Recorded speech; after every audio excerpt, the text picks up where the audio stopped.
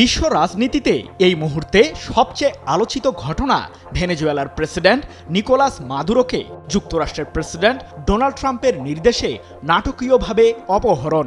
সেই ঘটনার রেশ কাটতে না কাটতেই এবার এলো আরও বিস্ফোরক মন্তব্য, রাশিয়ার প্রেসিডেন্ট ভ্লাদিমির পুতিনকে তুলে আনার হুঙ্কার।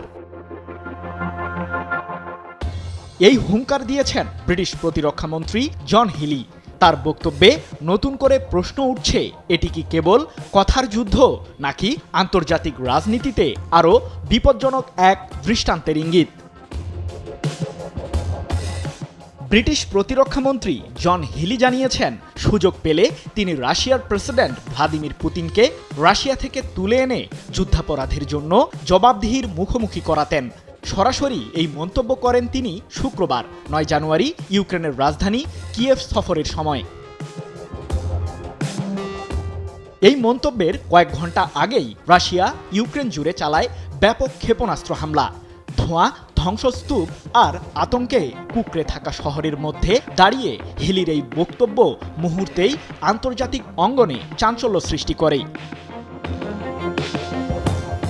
এর আগে মার্কিন প্রেসিডেন্ট ডোনাল্ড ট্রাম্প ভেনেজুয়েলায় সামরিক অভিযান চালিয়ে প্রেসিডেন্ট নিকোলাস মাদুরোকে সস্ত্রীক তুলে আনার ঘটনায় বিশ্বজুড়ে সমালোচনার ঝড় ওঠে।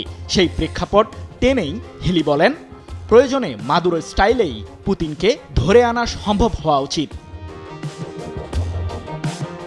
কিয়েভে ইউক্রেনের প্রেসিডেন্ট ভলোদিমির জেলেনস্কির সঙ্গে বৈঠককালে জন হিলি ঘোষণা দেন, সম্ভাব্য শান্তিরক্ষা মিশনের প্রস্তুতির অংশ হিসেবে ব্রিটেন 200 মিলিয়ন পাউন্ড ব্যয় করে সেনাদের প্রশিক্ষণ দেবে।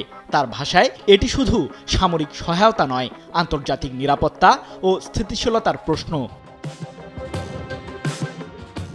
একটি আবাসিক ভবনে রুশ ড্রোন হামলার স্থান পরিদর্শনের সময় কিয়েভ ইন্ডিপেন্ডেন্টকে হিলি বলেন, যদি কোনো বিশ্ব নেতাকে আটক করার সুযোগ থাকত, তিনি পুতিনকেই হেফাজতে নিতেন।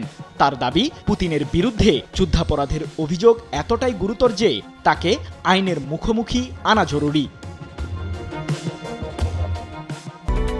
Japan Bangladesh joint venture company JBS holdings limited. হিলির অভিযোগের তালিকায় রয়েছে বুচা ও ইরপিনে বেসামরিক হত্যাকাণ্ড এবং ইউক্রেনীয় শিশুদের জোরপূর্বক অপহরণ। ধ্বংসপ্রাপ্ত ভবনের সামনে দাঁড়িয়ে হিলি বলেন, পুতিন শুধু যুদ্ধ চালাতে চান না, তিনি শীতের মধ্যে ইচ্ছাকৃতভাবে বেসামরিক মানুষ, শহর এবং গুরুত্বপূর্ণ অবকাঠামোকে লক্ষ্যবস্তু করছেন। তার কণ্ঠে ছিল কঠোর বার্তা, এই মানুষটিকে থামাতে হবে, এই যুদ্ধ থামাতে হবে। সৃজন মাহমুদ, নিউজ 24।